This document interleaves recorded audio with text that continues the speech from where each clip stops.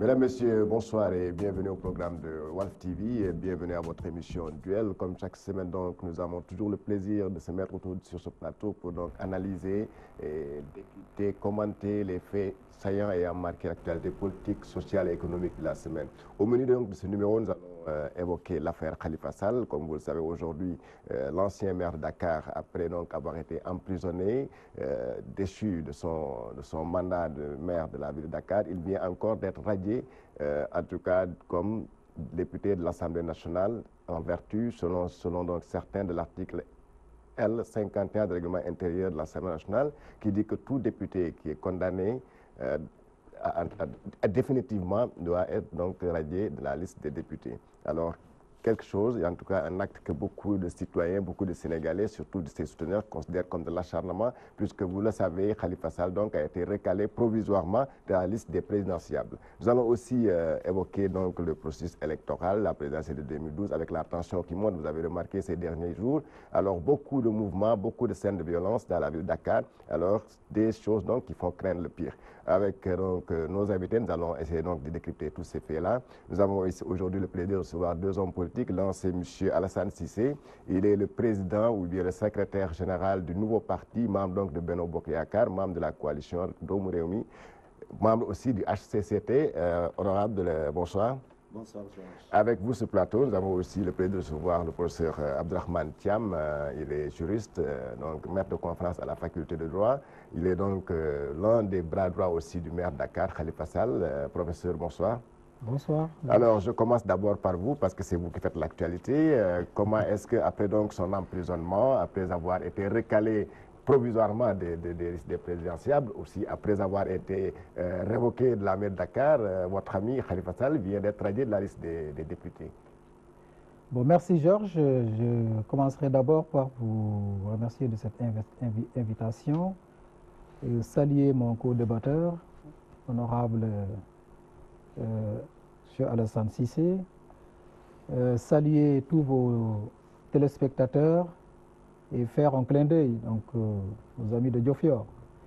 Donc pour répondre à votre question, je pense que nous sommes aujourd'hui dans un contexte politique très chargé, chargé parce qu'il s'agit d'une période préélectorale et nous savons que l'élection présidentielle constitue un grand enjeu. Ceux qui ont réfléchi sur cette question sont d'accord sur le fait que c'est l'élection qui suscite plus, en tout cas, de débats, parce que il y a une confrontation donc de programmes destinés donc à engager la vie de la nation. Quand souvent on dit que c'est la rencontre entre un homme et un peuple. Et dans cette perspective, Monsieur Khalifa Ababacar Sall, donc ancien maire de Dakar, député, on attend encore, jusqu'au moment où on parle, on le considère comme député. Et dans la course, donc il est candidat donc à cette élection présidentielle de 2019. Et la Cour suprême a récemment donc rendu une décision suite à un pourvoi de cassation, c'était le 3 janvier. Et cette décision donc a été utilisée donc par le camp adverse, comme je peux dire, donc parce que le débat aujourd'hui qui se pose, c'est principalement entre le pouvoir et l'opposition. Qu'est-ce qui s'est passé? Le Conseil constitutionnel, après avoir reçu des demandes donc des candidats, des différents candidats, a sorti une liste provisoire. Donc sur cette liste... Nous viendrons à cette affaire de liste-là, mais pour l'instant, nous commentons sa radiation. Oui, sa radiation, on va revenir là-dessus parce que pour nous, nous pensons que c'est un véritable acharnement dans la mesure où la décision donc, de la Cour d'appel ne peut, donc l'arrêt de jugement de la Cour d'appel ne peut être considéré encore comme une décision, donc une condamnation donc définitive, dans la mesure où il y a une opportunité encore de recours donc pour notre candidat, c'est-à-dire la question du rabat d'arrêt. Donc tant qu'il y a donc cette opportunité, on ne peut pas encore parler donc de condamnation définitive. Donc pourquoi donc l'Assemblée nationale donc a commencé par son chef, donc le président de l'Assemblée nationale, donc se précipiterait donc à actionner donc cette procédure de radiation. Donc on invoque l'article donc L51 du règlement de l'Assemblée nationale, donc bien qu'il parle de condamnation définitive, mais nous ne sommes pas encore donc dans une situation de condamnation définitive. Il n'est pas encore définitivement condamné. Voilà, donc c'est ça le problème.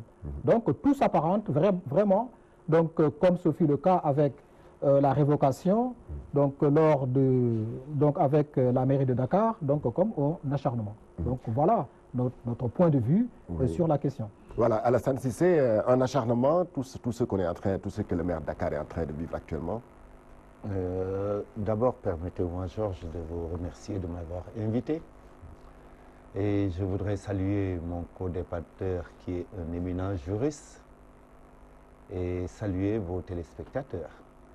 Je crois que lui, un juriste, il doit bien connaître ce que c'est que le droit. Il sait que le règlement intérieur de l'Assemblée nationale est une loi. Ce n'est pas comme les règlements intérieurs de d'autres structures. Il sait que le règlement intérieur de l'Assemblée est une loi qui est votée.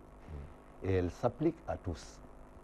Il sait encore qu'en droit processuel, lui-même qui enseigne ça à ses étudiants, il sait qu'en droit processuel, la condamnation elle est définitive dès que la Cour d'appel fait une confirmation de cette condamnation. Et que la Cour suprême ne juge que le droit, puisque la Cour d'appel est le juge de fond. Et je crois aussi qu'on est en train de confondre condamnation définitive et voie de recours. C'est ça qu'on est en train de discuter. Parce que épuisement de recours n'est pas condamnation définitive. La condamnation, lui-même le sait, puisqu'il est un juriste et qui enseigne à ses élèves ces matières. Il sait bien que dès qu'il y a confirmation de la Cour d'appel, la condamnation est définitive. Lui-même le sait. Et il ne pourra pas me démentir, parce que c'est du droit processuel. Mais comme il a relevé tout à l'heure, là, pourquoi toute cette précipitation-là? Il n'y a pas de précipitation. Mais si, parce qu'on a vu, on a vu avec sa révocation, mais la révocation, Dakar, on a évoqué, en tout cas, cette précipitation-là. Il n'y a pas de précipitation dans la révocation. Le président s'est basé sur le Code général des collectivités territoriales et a combiné certains articles pour révoquer un maire. Révoquer un maire ne dépend pas d'une condamnation et autres. Un maire peut être révoqué pour faute lourde. Et révoquer un député? On a dit un député? Oui, mais ça, c'est à la suite de la condamnation. Oui, mais le mot, l'adjectif défini. Vous savez, on va nous parler de. Je vais vous lire. On va nous parler de rabat d'arrêt. Je vais vous lire ce que dit l'article L51 du règlement intérieur. Oui. Il dit que tout député qui fait l'objet d'une condamnation pénale définitive est radié de la liste. Mais est-ce que c'est le cas? Mais c'est le cas. Lui, il a son interprétation. Il est juriste. Il a son interprétation. D'autres juristes ont leur interprétation. Moi, j'ai une interprétation de la loi. Mais c'est le juge. Est-ce que dès l'instant qu'il y a des interprétations divergentes, est-ce qu'il ne faut pas quand même, y aller avec beaucoup de tact? Une loi, elle est d'ordre général. Une loi n'est pas personnelle, elle est impersonnelle, elle est d'ordre général. C'est eux-mêmes qui apprennent ça aux gens. Écoutez, oui, par rapport à il faut qu'on essaye de lever quelques équivoques. Oui. Bon, c'est vrai, nous enseignons donc à nos étudiants quand même certains principes. Voyez, donc du droit comme il le dit. Mais aujourd'hui, si vraiment on devait en parler, aujourd'hui, il y en a donc dans leur camp ce qui vraiment il faut pointer du doigt et vraiment leur dire est-ce que ce qu'ils enseignaient hier donc à leurs étudiants, c'est ce qu'ils pratiquent aujourd'hui. Voyez. Donc ici, la révocation, bon, si on veut donc revenir là-dessus, est-ce que le maire donc a été donc condamné, donc avait une condamnation définitive? Non, non, je dirais non, parce que on était encore dans le processus, ouais, dans la procédure. Quand on révoquait la tête de la mairie. Voilà, à la tête de la mairie déjà. Donc ça c'est un élément. Est-ce qu'il a commis donc une faute de gestion? Donc ça n'a pas été le cas. Parce que s'il y avait une faute de gestion, cela supposerait qu'il y avait une condamnation définitive donc par le cour et qui aurait quand même consacré donc cette faute. Donc aussi bien la Cour donc, de compte, parce que là, on est passé complètement à côté. Donc, quand on a poursuivi le maire de Dakar. Donc, normalement, c'est la Cour des comptes qui était compétente donc, pour juger même de cette affaire. Donc, ce qui n'a pas été le cas. Donc, souvent, on nous dit que l'IGE a épinglé ou a dit ceci, cela. Mais nous avons demandé donc, une déclassification de ce rapport de l'IGE. Donc, ce qu'ils n'ont pas fait jusqu'à présent. Ils n'ont qu'à déclassifier le dossier. Comme ça, tous les Sénégalais et l'opinion internationale donc, sauront véritablement qu'est-ce que l'IGE a dit dans son rapport. Donc ça, c'est un élément qu'il faut préciser. Donc ensuite, pour ce qui concerne la radiation, donc là, ce n'est même pas une question que nous savons donc qu'en droit processuel ou ceci ou cela. Ce n'est même pas une question de droit processuel. Donc ici, on a un article qui a été donc évoqué, donc qui sert de fondement donc à cette décision de radiation. Donc l'article est très clair. Donc vous l'avez donc rappelé tout à l'heure.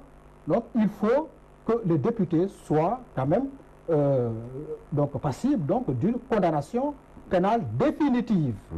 Je dis définitive. L'adjectif le qualificatif est ici important. Le qualificatif est ici important. Donc, ici, il n'y a pas encore de condamnation définitive. Et ça, je le confirme. On verra tout à l'heure lorsqu'on va parler du rabat d'arrêt. Il n'y a pas encore de condamnation définitive. Donc, en aucun cas, il ne peut pas y avoir un argument solide pouvant quand même légitimer. Mais est-ce que dans ce cas-là, dans le cas de la radiation, est-ce qu'on peut évoquer le rabat d'arrêt? Ah, bien sûr, ça peut revenir. Pour la radiation. Oui. Ah oui, bien sûr. Bien sûr. Ah oui. Parce qu'il n'y a pas de condamnation définitive. Il n'y a pas de voilà. Mais au sujet de ce rabat d'arrêt, il y a plusieurs interprétations. C'est pourquoi je vous dis, est-ce qu'on peut évoquer le rabat d'arrêt dans ce cas-là? Ah oui, tout à fait. Tout à fait. Parce que le rabat d'arrêt a un caractère suspensif. C'est que certains, donc dans leur cas, d'autres disent non. Surtout des éminents juristes, donc osent quand même dire que le rabat d'arrêt n'est pas suspensif. Ça, c'est vraiment, il ne faut pas être un juriste quand même pour oser quand même dire ça. Ça, c'est curieux, c'est vraiment curieux. Ça me surprend, donc, venant de la part quand même d'éminents juristes de ce pays. Alors, pourquoi ici on dit qu'il y a une sorte d'acharnement? C'est parce que aussi, quand vous lisez cet article L51 du règlement intérieur, il dit aussi que la poursuite d'un député peut être suspendue à n'importe quel moment si l'Assemblée nationale le demande. Alors, mais est-ce que là aussi, et là ça veut dire tout simplement que l'Assemblée nationale aurait même pu arrêter la poursuite ou l'emprisonnement de Khalifa Sall dès le départ? Est-ce que cela n'est pas quand même un combat politique? Vous savez, on mélange tout dans cette histoire. La révocation ne s'est pas basée simplement sur la condamnation de Khalifa Sall. Ça s'est basé sur quoi encore? Ça s'est basé d'abord sur le Code général des collectivités territoriales, mais pas sur le... Ça, c'est la révocation. La révocation. Oui. Donc, la révocation, ça s'est basé sur cela. Et sur la condamnation en deuxième instance, qui est la Cour d'appel.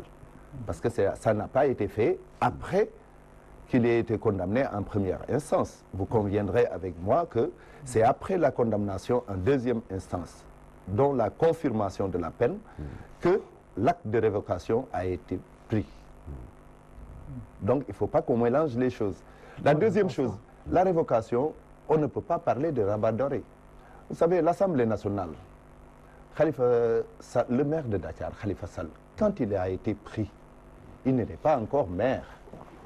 C'est dans sa gestion de la mairie qu'il a été emprisonné. Il n'était pas encore député. Il n'a pas été député. Oui. C'est dans la gestion de sa mairie qu'il a été emprisonné. C'est après qu'il est devenu député.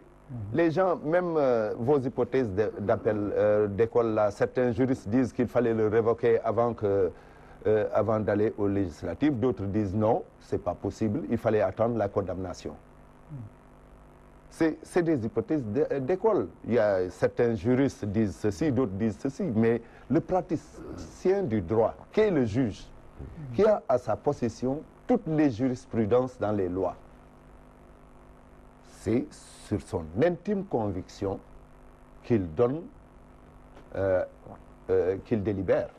Mais Khalifa, là, il y a un problème. Là, il y a un problème. Monsieur Thiam, je ne vous coupe pas quand oui, allez-y. Souffrez comme moi quand vous parlez. Hein. Allez-y. Je suis très élégant dans l'échange. Bon, il n'y a pas de souci. vous savez, c'est ça le problème. Alors, l'Assemblée nationale ne va pas se saisir d'une question. Parce que le député n'est pas poursuivi en tant que député, mais il a été poursuivi en tant que maire d'une agglomération avant d'être député. Donc l'Assemblée nationale ne peut pas s'immiscer dans ce dossier. Khalifa n'a pas été condamné pour des actes en tant que député, mais en tant que maire, premier magistrat de la capitale du Sénégal. Il ne faut pas qu'on fasse l'amalgame entre ces condamnations, les voies de recours, le rabat d'arrêt et tout autre. Moi, il ne peut pas, monsieur le professeur Thiam ne peut pas me démentir que la cour d'appel est le juge de fond. Ça, vous conviendrez avec moi que c'est ça, puisque vous enseignez cela. Vous conviendrez avec moi que la Cour suprême ne juge pas le fond, que la Cour suprême ne dit que le droit. Ça, vous conviendrez avec moi. Donc, vous ne pouvez pas, vous n'allez pas dire à vos étudiants que parce que mon leader est à maille à partir avec la justice, que je change la loi, la Cour d'appel n'est plus le juge de fond. Je n'ai jamais dit ça. Mais c'est ce que vous êtes en train de me faire comprendre. Vous êtes en train de me faire comprendre cela, parce que si vous vous limitez à ce que vous enseignez, vous savez bien que le juge de fond, c'est la cour d'appel. Et que dès que la cour d'appel confirme une condamnation, elle est définitive. Je dis bien, elle est définitive. Et ça, vous le savez pertinemment. La cour que la cour d'appel, si elle conforme une condamnation, elle est définitive. La cour d'appel. La cour d'appel. Oui. Ça, vous enseignez cela. Dès que la cour d'appel, oui, fait une condamnation. Oui. Elle est définitive. Maintenant. Et le pourvoi, vous mettez ça où? Non, ça, ce sont des voies de recours. Et vous le savez pertinemment. Mais ça peut anéantir. Non, ça ne peut pas anéantir. Mais sinon, alors à quoi bon alors de déposer des recours? Ça n'efface pas la condamnation. Ça, vous le savez bien. Si la Cour suprême. Professeur, vous aussi. Professeur, on ne va pas monologuer sur ça quand même. Oui. On ne va pas monologuer sur cela quand même, professeur. Non, je ne fais pas hors-sujet. Ça, vous le savez. Alors, Madame professeur Thiam, alors quelle est la voie de recours qui vous reste dans cette affaire de radiation? Non, c'est-à-dire, d'abord, il faut qu'on lève encore des équivoques. Parce que M. Cissé, honorable, donc, est en train de faire hors-sujet et de mélanger les genres. Donc, il ne faut pas revenir à la charge chaque fois. Donc, lorsque vos arguments sont fragiles, donc pour dire que voilà, vous enseignez ceci à vos étudiants et que par une position partisane, donc vous défendez le contraire. Non, loin de là. Le problème n'est pas là. Le débat ne se situe pas à ce niveau. La Cour d'appel, lorsqu'elle rend une décision et que cette décision fait suite à un pourvoi de cassation et que la Cour suprême casse cette décision, donc là, ça anéantit donc, la décision de la Cour d'appel. Donc là, on est d'accord. Donc c'est ça qu'il faut dire à l'opinion. Ouais. Donc maintenant, concernant la radiation, ce que je veux dire par là, l'article L51 est très clair. Il faut qu'il y ait une condamnation pénale définitive. Tel n'est pas encore le cas. Donc, on ne peut pas ici parler de radiation. Ouais. Et tout à l'heure, il a parlé de l'arrestation de Khalifa Ababacar Sall. Donc, je pense que là aussi, on peut se rappeler quand même que M. Khalifa Ababacar Sall a été donc arrêtés dans des conditions quand même qui n'ont pas respecté donc une certaine procédure. Voyez. Et ça a donné suite donc à la décision de la Cour de la CEDEAO, qu'ils ont refusé d'ailleurs d'appliquer. Donc le règlement donc, de l'UEMOA, à son article 5, qu'est-ce qu'il dit? Donc lorsqu'une personne donc, est interpellée dès la première minute de son interpellation, il doit être assisté par un conseil, un avocat. Tel n'a pas été, on l'a refusé à Khalifa Ababacar Sall. Pourtant, lors du procès, ça a été évoqué. Donc, le juge a fermé les yeux.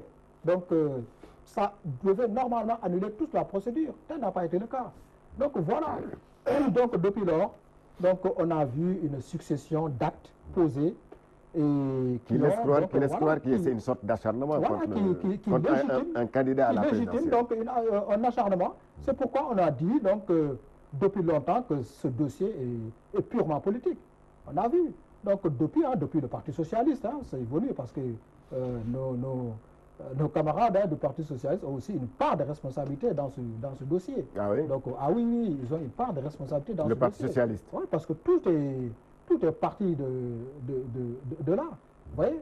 Donc, quand on veut taire les ambitions d'un homme, donc quand même, et qu'il a la dignité donc, de refuser, donc c'est comme ça que ça se passe. C'est malheureux, donc sous nos tropiques, ça se passe comme ça.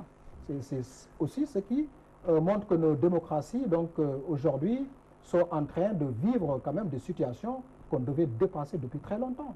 Oui, c'est ça. Alors, M. Alassane Cissé, il faudrait reconnaître quand même qu'il y a quelque chose de très étrange dans cette affaire Khalifa Sall depuis son arrestation, son emprisonnement, sa révocation de la mairie de Dakar, je ne sais pas, sa mise à l'écart provisoire pour les présidentielles, sa radiation de la liste des députés, mais tout cela est allé très vite. Je vais un peu revenir. Vous savez, d'abord, ce que le professeur a oublié de clarifier dans le jugement de la CEDEAO n'a pas remis en cause le procès, ni la condamnation. La CEDEAO a remis en cause certains manquements et a demandé réparation à hauteur de 35 millions. Oui, mais ces manquements peuvent avoir des répercussions sur tout un processus. Ne me coupez pas. Oui, allez-y. Vous savez bien que c'est ça. La CEDEAO a demandé réparation pour ces manquements. Elle n'a pas dit qu'elle remet en cause le jugement. Ça, c'est une chose. Ça, il faut le dire. Oui, clairement. mais répondez à ma question. Est-ce que ces manquements ne peuvent pas avoir des conséquences sur tout le reste? D'autant plus que la réparation a été...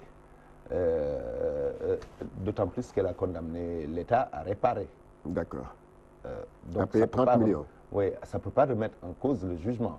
La deuxième chose, vous me dites qu'il y a eu précipitation, il y a tout... Non, il y a tout un enchaînement. Mais vous savez, nous, politiques, quand on a des problèmes, on dit que c'est politique. Même pour un dossier pénal, on a fait un dossier politique. Pour tout homme politique.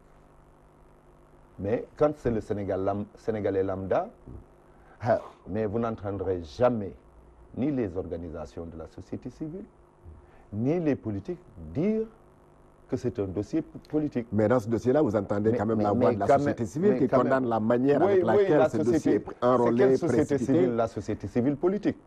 Ah oui, il existe une société civile politique. Bien sûr, parce que la société civile doit être à équidistance des chapelles politiques. Mais quand la société civile va jusqu'à marcher avec des hommes politiques et demander certaines choses avec des hommes politiques, ce n'est plus une société civile, mais c'est une société civile politique. Quand vous étiez dans l'opposition, vous étiez de mèche avec cette même société civile. Non. Cette même société civile marchait avec vous. On n'était pas de mèche avec cette société civile-là. La société civile savait où elle s'arrêtait quand elle était avec nous. Mais cette fois-ci, où s'arrêter. Cette fois-ci, elle ne sait pas où s'arrêter. Elle savait où s'arrêter dans la chose politique. Elle ne s'immisçait pas dans la chose politique, la société civile en ce moment-là. Elle savait où s'arrêter. Mais maintenant, vous voyez des leaders de la société civile faire des demandes politiques. Dire que ça, comme si c'était eux, les juges. Nous sommes dans un état de droit quand même. C'est parce que certainement qu'il constate qu'il y a quelque part Non, une violation du droit ou bien de la bonne marche des choses. S'il constate s'il y a violation, la société civile, comme je vous l'ai dit, doit être à équidistance des mais justement, la société civile ne fait que tirer la sonnette d'alarme. Non, une société civile qui prend parti dans la chose politique. Mais ça c'est votre conception. N'est plus une société civile. Ça, c'est votre conception, vous, de la mouvance présidentielle. Non, mais c'est ce qu'on voit à longueur de journée. C'est ce qu'on voit à longueur de journée. C'est ce qu'on voit. Alors, vous ne pouvez pas me dire que nous n'avons pas tous vu cela. On l'a vu. Vous l'avez vu? Non, on l'a vu, nous tous. Vous, journalistes, vous avez vu des hommes de la société civile réclamer des choses qui appartiennent à des hommes politiques. Mais quand la société civile dit que M. Khalifa Sall subit de l'injustice, est-ce que c'est mais quelle injustice? C'est selon du bord où on en est. D'accord. Alors, cette fois-ci, professeur, cette fois-ci, est-ce qu'il vous reste quand même une voie de recours? C'est ce que je veux savoir, dans cette radiation-là. On est toujours dans le cas du rabat d'arrêt. Mais ce que je voudrais dire, concernant déjà, donc il a évoqué l'arrêt de la CEDEAO, que ça ne remettait pas en cause donc, le procès. Donc vous savez, la CEDEAO a énuméré un certain nombre de violations donc, des droits de Khalifa Ababacar Sall, donc, parmi lesquelles la non-assistance par un avocat, donc la violation de la présomption d'innocence, etc. Vous voyez, ça, ce sont des nullités hein, donc, qui peuvent donc, anéantir, annuler carrément. Donc, vous voyez, donc, maintenant, le reste, il faut savoir lire entre les lignes. Donc, après, donc, on pensait quand même que le Sénégal donc, a atteint une certaine maturité qui amènerait quand même, quand même les gens à plus de sagesse. Donc, c'est ça qu'on attendait. Maintenant, concernant la société civile, donc, il ne faut pas aujourd'hui condamner la société civile parce qu'elle critique donc, des positions qui ne vous arrangent pas. Alors que hier, en 2011, lorsqu'on a parlé le débat sur le 3e mandat, donc le M23, etc., donc nous étions tous ensemble. Donc, on a combattu cela ensemble.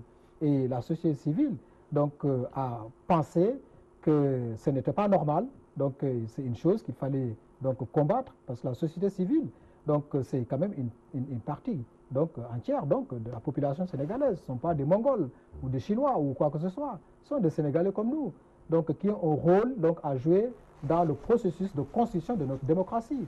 Donc, je pense qu'à ce niveau, il ne faut pas donc, jeter de l'opprobre donc, sur cette société civile aujourd'hui, donc, qui joue un rôle donc, des régulateurs, des médiateurs et tout. D'alerte et même de contre-pouvoir. Donc, si on revient à la définition même de la notion de société civile.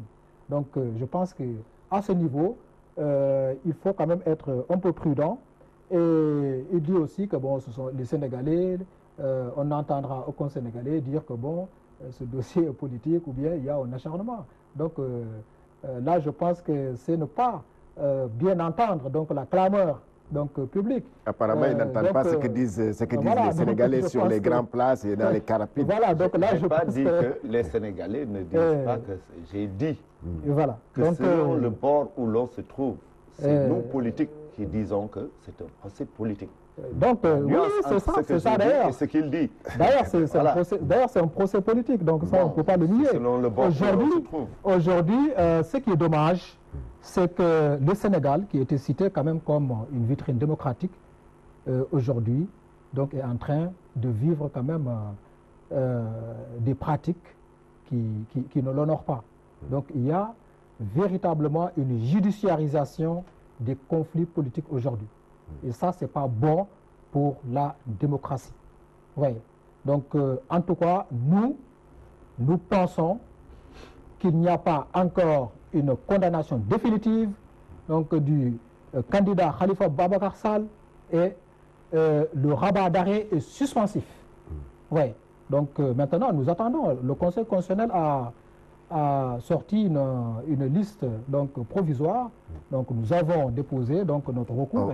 On va y revenir tout à l'heure. Mais je vous ai posé la question tout à l'heure, M. Alassane Cissé. Pourquoi cette précipitation-là, dès l'instant qu'on sait que du côté des camps de Khalifa Sall avec ses avocats, on dit et le rabat d'arrêt est suspensif, et donc tout ce qui précède devait être suspensif. Donc pourquoi se précipiter pour aller tout de suite le radier de la liste des députés de l'Assemblée nationale? Si me permettez, Georges, si me permettez, juste une petite parenthèse. Juste une petite parenthèse. Donc sur ces décisions donc, du Conseil constitutionnel à propos de la liste, donc là, il y a des choses quand même qui se sont passées et qu'on ne peut pas comprendre. Vous voyez. Donc comment le Conseil constitutionnel qui doit donc apprécier donc les dossiers donc puisse quand même avoir donc sur la table quand même, on lui fait parvenir donc des arrêts de jugement donc de la Cour d'appel et de la Cour suprême. Donc ce n'était pas le cas. Vous voyez. Donc ce qu'on aurait pu comprendre, c'est par exemple que le Conseil constitutionnel sorte donc cette liste, valide la candidature de Khalifa Ababacar Sall et ils ont le droit de contester la candidature validée. Ouais. Et c'est en ce moment qu'ils pouvaient donc apporter la preuve. Ouais. On y reviendra tout à l'heure. Voilà, On y reviendra dans la deuxième partie du débat. Ils ont fait l'inverse. On y reviendra dans la deuxième partie du débat. Donc, répondez à ma question, M. Cissé. Je vous disais que tantôt que... Alors, pourquoi dès l'instant que le camp de Khalifa Sall, ses adversaires, ses amis et ses avocats disent que la procédure n'est pas encore à terme, donc il n'y a pas encore de condamnation définitive, comme le dit l'article L51 du règlement intérieur de l'Assemblée nationale, mais pourquoi se précipiter pour aller le radier de liste? Mais la condamnation, elle est définitive dès qu'elle a été confirmée par la Cour d'appel.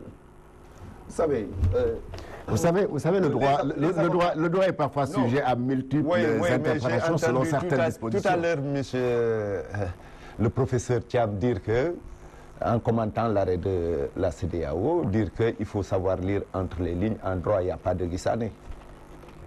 En droit, tout est clair. Il n'y a pas de Guissané. Non, tout n'est pas parfois clair. Tout n'est pas parfois clair en droit. Lui-même, il sait qu'en droit, il n'y a pas de Guissané. Non, il parle de l'interprétation. Oui, c'est du Guissané. L'interprétation. C'est du Guissané. Aujourd'hui, M. Cissé, vous savez, au moment où nous parlons, M. Cissé, Georges, permettez-moi, rien n'a été précipité dans ce dossier. Je veux juste clarifier certaines choses. C'est qu'au moment où nous parlons, alors il y a même un débat, une controverse autour de cette disposition de rabat d'arrêt qui est suspensive ou qui ne l'est pas.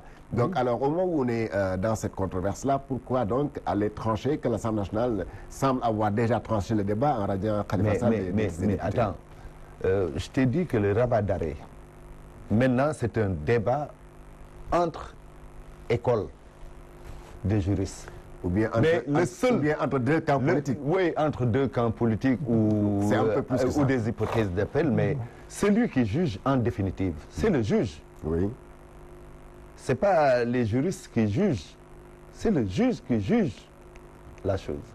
L'opportunité ou non de faire ceci ou de faire cela. Ce n'est pas à moi, ni à lui, ni à quelqu'un d'autre. Nous avons des cours et tribunaux légalement constitués et qui font leur travail. Lui-même étant juriste, c'est que lui, il ne peut pas être à la place du juge. Et que le juge, lui, c'est son intime conviction. Et à travers la loi et les faits qui lui sont présentés, qu'il prend un jugement. Alors, on ne juge que les faits. Je reviens sur la question. Attendez, Georges, lui, le professeur Thiam sait qu'en droit, on ne juge que les faits. On ne juge pas des supputations et autres. Puisque lui, il est au fait de la chose juridique. Moi, je suis un profane à la matière. Donc, lui, il sait qu'en droit, on ne juge que les faits. Et les faits sont là, constants. Maintenant, selon le cas où on se situe, on peut dire que là, c'est précipité. L'autre camp vous dit que ce n'est pas précipité. C'est un homme politique qui doit être jugé comme tout autre Sénégalais. Maintenant, si les gens jugent que ça a été à la va-vite, mais c'est parce qu'eux aussi, à chaque fois qu'on a fait un jugement, ils ont introduit un recours. Je sais, quand on évoque l'aspect précipitation, c'est tout simplement parce que, comme je l'ai dit tantôt, dans cette affaire-là, il y a quand même une controverse autour d'une certaine disposition de la loi, si je veux parler du rabat d'arrêt. Alors pourquoi l'Assemblée nationale va-t-elle se précipiter pour appliquer une loi qui, pour le moment, dans un contexte qui n'est pas encore défini? Je vous ai dit que le rabat d'arrêt, c'est une discussion entre écoles de juristes. Mais le juge, lui... Oui, mais il fallait donc laisser Attendez, le débat arriver à terme. c'est le ministre de la Justice, garde des Sceaux, Qui est de la paire. qui a saisi l'Assemblée nationale. Et qui est de la paire, il faut le préciser. Même s'il est de la paire, qui a saisi l'Assemblée nationale, disant que la condamnation en deuxième instance est définitive. Ce n'est pas le cas. Et par conséquent, l'Assemblée doit radier le député Khalifa Sall. L'administration, c'est des écrits. D'accord. L'Assemblée nationale a été saisie sur une question. Et l'Assemblée nationale a pris la décision. Oui. Vous ne pouvez pas dire... Sur ordre du ministre de l'Intérieur. Non, Sur ordre du ministre de la c'est pas Justice. sur ordre. Du ministre de la Justice. Le ministre de la Justice les a saisis. Et je ne sais pas quel papier il a donné là-bas. Ouais, justement. Et lui-même ne le sait pas. Nous ne savons pas ce qui a été donné comme preuve à l'Assemblée nationale. Voilà, ça veut dire, M. Thiam... Vous avez dit tout à l'heure que le ministre a dit que la décision est définitive, la condamnation est définitive. Donc, M. Thiam, ça veut dire qu'il a saisi. Voilà. Vous voyez? Donc, ça veut dire que le ministre de la Justice a clos le débat sur le rabat d'arrêt. Il ne peut pas clore le débat. Il n'est pas clore le débat. Mais oui, parce qu'il a saisi, dès l'instant qu'il a saisi l'Assemblée nationale. D'accord, mais moi, c'est une erreur. Ça veut dire qu'il a clos le débat. C'est une erreur parce que le rabat d'arrêt est suspensif. Là, il le sait très bien, en âme et conscience. Vous voyez? Donc, vous savez, ce qu'on interprète, c'est ce qui est flou, ce qui n'est pas donc clair. Oui. C'est ça qu'on interprète. Mais le rabat d'arrêt, qui n'est pas donc d'origine jurisprudentielle comme en France, donc ici, donc, a des fondements textuels. Ouais. Donc, il y a une loi organique de 2017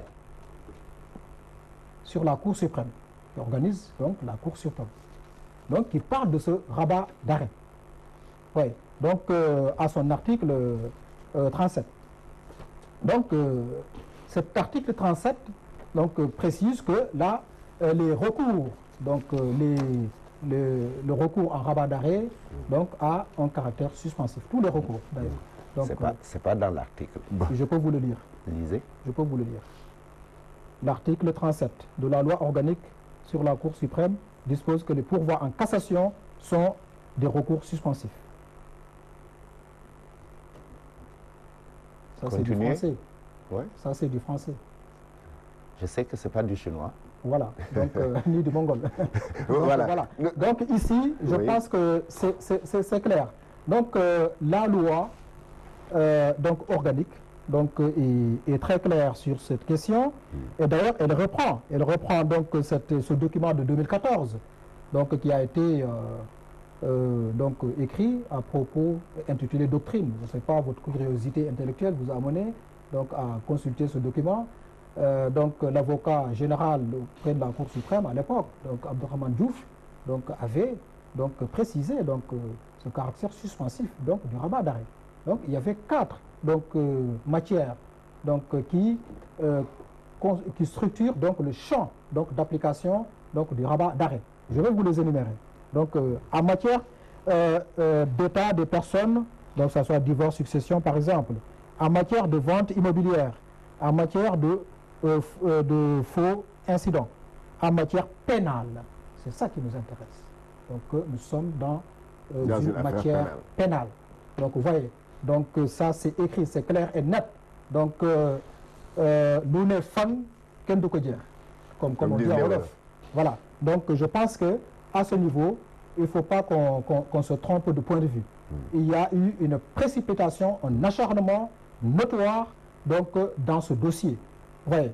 Donc si on voit déjà donc, les jugements qui ont été donc, programmés à travers les différentes instances, donc on voit vraiment qu'il y avait une volonté d'en finir avec Khalifa Sall avant la présidentielle. Nous ne sommes pas surpris. Hein. D'ailleurs, le président, donc, dans une interview donc, dans une chaîne internationale, donc, a dit cela, les deux cas. Donc, attendons, après les élections, on verra si on pourrait donc les amnistier ou faire autre chose. Justement, donc, cela me permet d'ailleurs... Les gens sont très édifiés sur la question. Voilà, retenez, le président n'a jamais dit... Non, François. Oui, il a dit, si le Si le peuple, il n'a pas dit que moi je vais les amener. Si le peuple le demande, il a dit, mais parce que, puisqu'on lui a posé la question, s'il était prêt à amnistier, il a dit, si c'est une demande populaire, je ne vois pas pourquoi je ne signerai pas.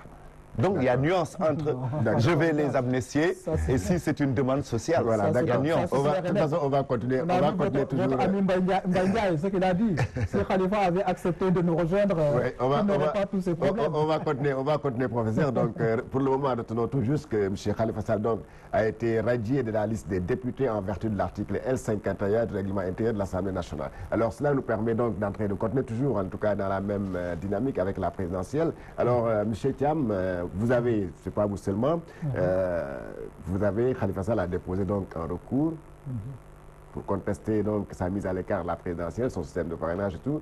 Et aussi, il y a le cas de Karim Wade. Alors, quelles sont les chances de voir ces deux-là être réadmis le dimanche prochain dans la liste définitive des candidats? Je pense que c'est un problème de perte ou pas donc, de droits civils et politiques. Donc, pour ce qui concerne donc, Karim Wade, je pense que si on se réfère donc, à la décision de la CREI, qui l'a condamné, donc on ne lui a pas donc, soustrait ses droits civils et politiques. Il fallait qu'il y ait au moins donc, ça n'a pas été une peine précisé complémentaire. Ça Ouais. devait être précisé par une peine complémentaire. Donc, au-delà de la peine principale. Tel n'a pas été le cas. Donc, Karim Wade aussi est allé s'inscrire donc, sur les listes électorales. Je pense que c'était au consulat au Koweït. Donc, il a donné un récépissé. Vous voyez?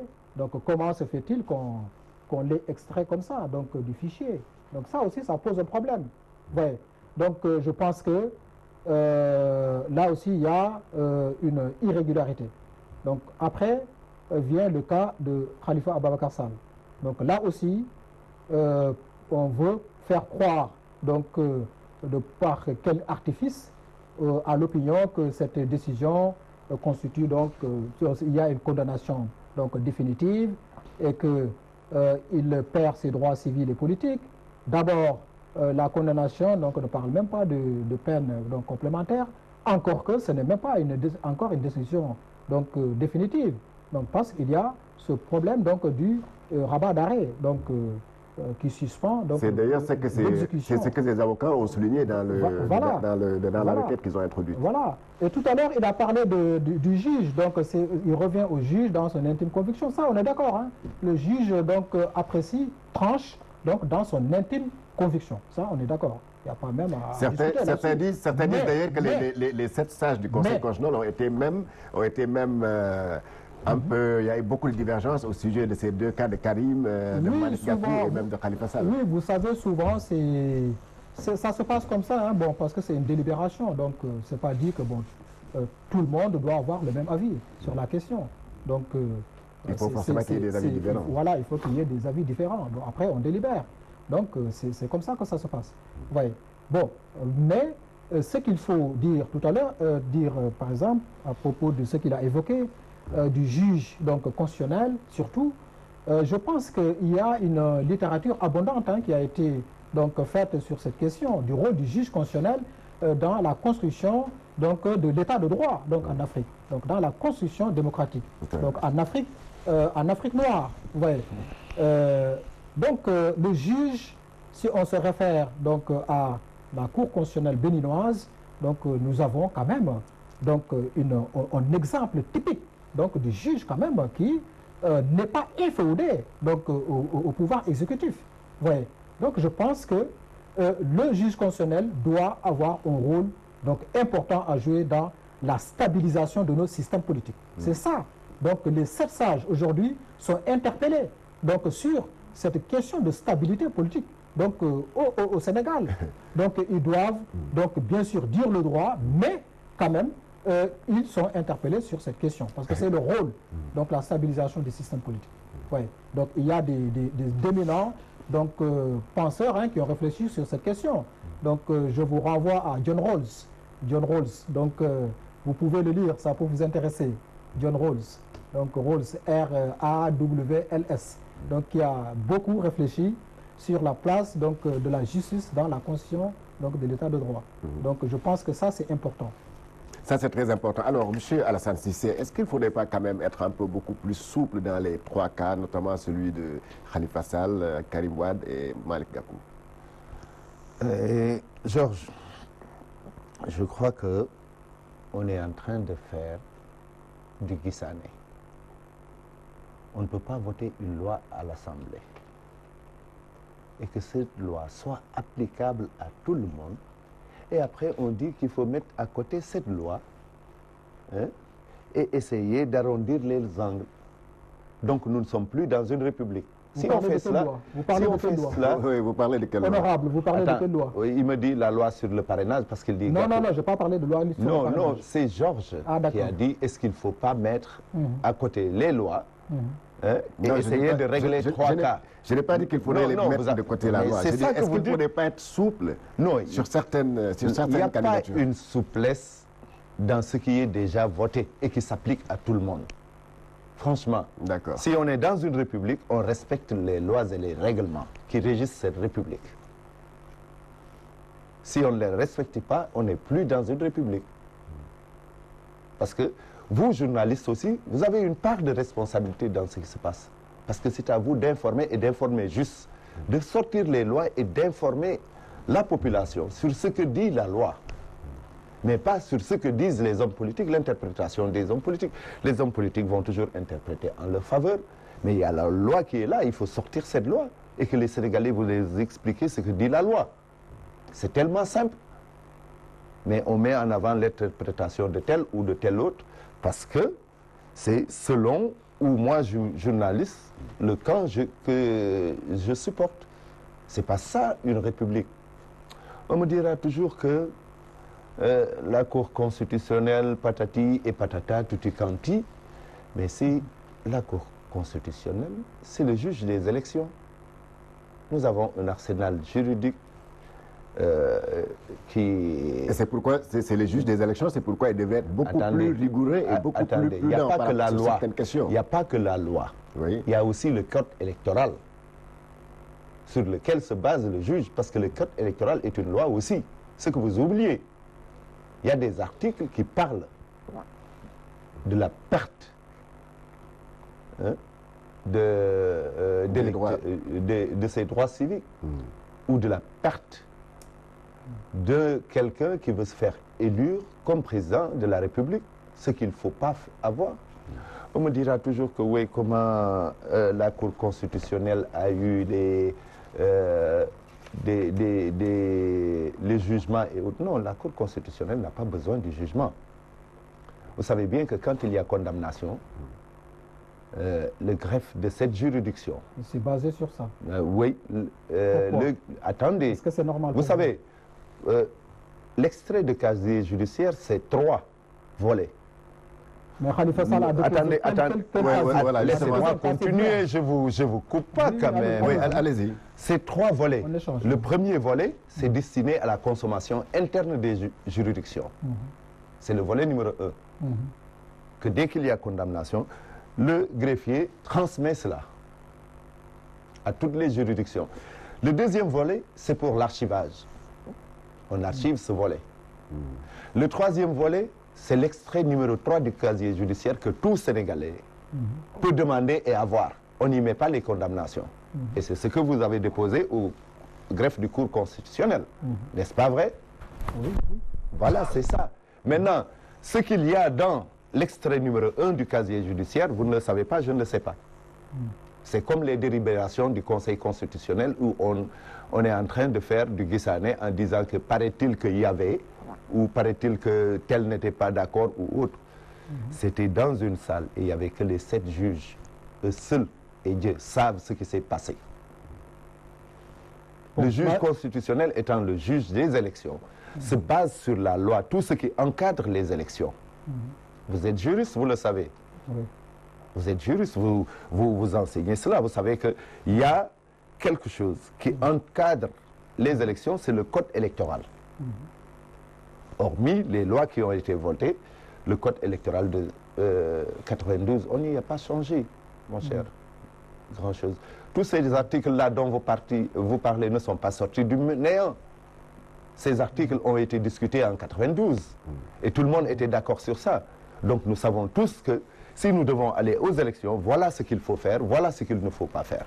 Voilà. Là, je pense que... Oui. Non, là, je ne suis pas tout à fait d'accord avec ce qu'il a avancé à propos du casier, donc numéro 3, donc, le casier judiciaire, donc, qui a été déposé, le casier vierge. Le Conseil constitutionnel statue sur les pièces qu'on lui a proposées. Donc, ça soit le parquet, ni la Cour suprême, donc n'avait pas. Khalifa, Monsieur Khalifa Sall a déposé un casier judiciaire. Voilà, donc c'est ça la question. Ouais. Donc tel n'a pas été le cas. Donc on revient toujours sur cet acharnement. Oui, c'est peut-être M. Thiam, peut-être que le Conseil constitutionnel a reçu une autre note. Une note additive à ce casier judiciaire-là pour préciser cette condamnation-là? Non, ce qui ne devait même pas être le cas. Donc c'est le candidat qui dépose par le biais de son mandataire, donc son dossier de candidature.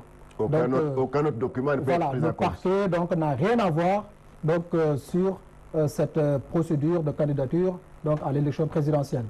Ouais. Et que le Conseil doit statuer selon les documents qu'il a reçus. Voilà. Moi, je l'ai dit tout à l'heure parce que ils ont la possibilité, après publication de la liste, s'ils ont une contestation à faire, ils peuvent le faire. C'est ça qu'il fallait faire. Le camp du pouvoir. Voilà, c'est là où ils pouvaient aller invoquer cette histoire de condamnation définitive ou quoi que ce soit. Donc c'est ça le problème. Ouais. Donc, et puis je reviens sur cette question de Karim Wade et de Khalifa. Bon, je ne parlais pas de Gakou parce que Gakou, il avait été écarté du parrainage. Il a introduit un recours. Il avait introduit un recours. Donc, on a escamoté ça. Ouais. Bon, mais pour le cas de Karim Wade et de Khalifa Ababacar Sall, donc je pense que là, ils n'ont pas de problème de candidature, parce que de parrainage du moins, parce que leur parrainage a été validé. Donc le problème n'est pas là. Donc c'est une précision que je voulais lui faire. Donc si on revient au juge constitutionnel, pourquoi on dit que le juge a un rôle important à jouer dans le processus de démocratisation de nos systèmes politiques africains? C'est parce que on s'est rendu compte que l'élection présidentielle en Afrique traduit souvent ou génère souvent des crises politiques, à cause de ces enjeux. Et d'ailleurs, cela a amené certains à réfléchir sur la question. Je pense à notre aîné, le professeur Babacar Gueye, qui est un éminent juriste de renommée, et qui a d'ailleurs réfléchi sur le mandat unique. Est-ce qu'avec tous ces problèmes qui résultent de l'élection présidentielle en Afrique, il n'est pas temps de proposer un mandat relativement long, un mandat unique relativement long? Comme ça, on réglerait les problèmes. Parce qu'on ne peut pas rester là à marcher en reculant. Donc des choses qu'on avait dénoncées en 2011, aujourd'hui on veut faire pire. C'est ça la question. Vous voyez? Donc parce qu'en Afrique, on est parfois obnubilé par le second mandat. Voilà, obnubilé par le second mandat. Très bien. Alors, M. Cissé... D'ailleurs, il y a cette hantise, le président, il ne peut pas dormir. Donc, M. Cissé, justement. Il y a une obsession pour ce second mandat. Apparemment, tous les ingrédients sont réunis pour que vraiment qu'on connaisse des soubresauts au Sénégal avec cette présidentielle-là. D'ailleurs, vous l'avez déjà constaté avec les scènes de violence que nous avons notées un peu partout à Dakar ces temps-ci. Bon, d'abord, il faut que je relève deux incongruités. J'ai expliqué comment ça se passe avec le volet numéro 1. Je n'ai pas parlé du parquet. J'ai parlé du greffe de la Cour d'appel. C'est deux choses distinctes. Je n'ai pas parlé, vous avez dit le rôle du parquet. Je ne peux pas me faire dire ce que je n'ai pas dit. Si, vous aviez dit... Non, j'ai dit que le parquet n'avait pas à transmettre un dossier. Le parquet, c'est pas au parquet. C'est pas au parquet. Attendez. Vous savez, voilà ce que je dis. Vous mélangez les choses. Non, c'est vous qui mélangez. Vous avez parlé du parquet. Moi, je parlais du greffe. Ce que j'ai dit n'est pas attentatoire à une vérité que vous connaissez aussi bien que moi. Ce que j'ai dit, c'était que le greffe de la Cour d'appel qui transmettait le volet 1 de l'extrait du casier judiciaire. Je n'ai pas parlé de parquet, moi. Transmet ça où? Aux juridictions. C'est ça que j'ai dit. Oui. Après condamnation, c'est au greffe de transmettre D'accord. le volet numéro 1. Le volet numéro 2, c'est pour l'archivage. Et le volet numéro 3, c'est tous les Sénégalais. Vous voyez même des condamnés qui ont un volet numéro 3. Parce qu'on n'y mentionne pas les condamnations. Il n'y a que dans le volet numéro 1 qu'on mentionne les condamnations. Vous savez cela donc? Ça, on sait, alors sûr, donc il ne faut pas qu'on discute du sexe des anges. La deuxième chose, le Conseil, il n'y a pas plus grande insulte que de comparer l'armature juridictionnelle au Sénégal à l'armature juridictionnelle du Bénin. En tout cas, le Bénin...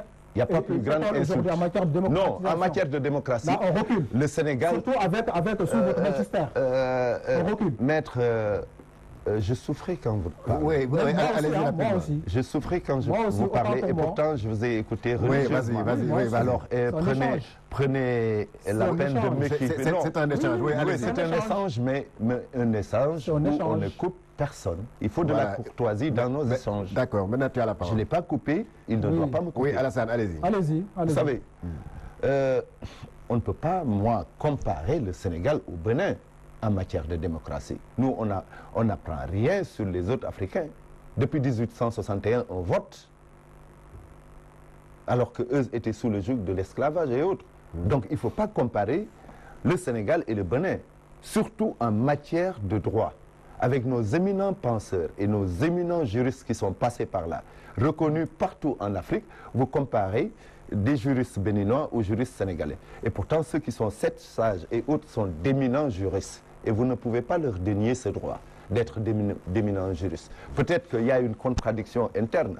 Vous voulez prendre la chose, mais lui, le juge constitutionnel, ne juge pas des problèmes politiques. Les problèmes qui se passent dans leur parti. C'est le cadet de leurs soucis. Quand on a un problème idéologique dans un parti, c'est là-bas que ça se juge. Oui, venez à le juge constitutionnel, ce n'est pas son problème. Oui, comme le juge revenons au sujet. De la cour d'appel ou autre. D'accord. Ce n'est pas leur problème. Les problèmes idéologiques se règlent dans un parti. Ils ne jugent pas cela. Répondez maintenant à mon interprétation par rapport à la situation qui tente de dégénérer à tout moment avec les scènes de violence. Aujourd'hui, si vous ne le savez pas, je vous l'apprends, certainement vous l'avez vu à travers les réseaux sociaux, des jeunes sont même allés déposer une sorte de linceul devant le Conseil constitutionnel pour dire que la justice est morte. C'est quel jeune? Je vous le demande. Des jeunes sénégalais. C'est pas le peuple qui sort. C'est des jeunes politiques. Mais qui font partie du peuple. Non, attendez, c'est des jeunes qui font partie des instances politiques. Oui. Mais des Sénégalais tout de même. Et des Sénégalais, mais qui essayent d'amener la population à adhérer à leur cause, comme en 2012. Mais ce qu'il ne faut pas oublier, c'est que Dakar de Safniarion. En 2012, le contexte n'était pas pareil. En 2012, il y avait un contexte de troisième mandat et autres. Et la vice-présidence qu'on voulait instituer, une réforme institutionnelle et autres. Non, il n'y a pas eu. En 2019 il n'y a pas ça. En 2019, c'est des lois qui ont été votées par le peuple. Il n'y a pas des candidats de partis solides qui sont là La loi sur le parrainage a été votée à l'issue du référendum. Oui, mais Karim Wade et Khalifa Sall ne sont pas écartés non, par le parrainage. Attendez, Georges, il ne faut pas me couper. La loi sur le parrainage a été votée lors du référendum, traduite en loi. Au moment de faire la loi, on a appelé toute l'opposition à un consensus. Ils n'ont pas voulu ils ont dit qu'ils ne s'asseyent pas avec nous. Mais on fait passer la loi. Qu'est-ce que vous voulez d'autre? Mais cette loi s'impose à tous. Pourtant, ils disaient qu'ils n'accepteraient jamais le parrainage. Quand le ministre de l'Intérieur a appelé pour donner les fiches, qui étaient les premiers là-bas? C'était l'opposition. Ils auraient dit nous, nous, on ne participe pas. Mais ils ont participé, ils ont avalisé la loi sur le parrainage. Ils ont participé, ils ont échoué. Vous ne pouvez pas dire que c'est... ils n'ont pas participé. Ils ont participé, ils ont été recalés. Certains ont été recalés. En ce qui concerne Karim Meïssa Wade et Khalifa Ababacar Sall, j'ai parlé tout à l'heure de cela. Il y a la loi électorale, le code électoral, dans certains de ces articles qui interdit à quelqu'un de briguer le suffrage universel des Sénégalais s'il est condamné à 5 ans ou tout au plus 6, 3 et 5 ans. C'est dans la loi électorale, ça. On n'a pas besoin d'aller chercher des artifices juridiques pour comprendre. C'est dans la loi électorale. Et quand on amène un dossier, quand vous amenez votre dossier au Conseil constitutionnel, au greffe du Conseil constitutionnel, le Conseil constitutionnel a l'objectif...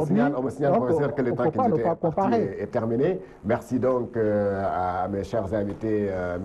Alassane Cissé, je rappelle qu'il est membre du Haut Conseil des collectivités territoriales, membre donc de Benno Bokk Yakaar, secrétaire général du nouveau parti, et donc membre de la coalition Doomu Rewmi. Merci à vous, merci au professeur Abdourahmane Thiam, je rappelle qu'il est juriste et membre donc de la coalition Taxawu Sénégal. Merci à l'équipe technique, Cheikh Tidiane Diop, Issa Diagne. Merci à vous, chers téléspectateurs. Excellent week-end avec les programmes de Walf TV.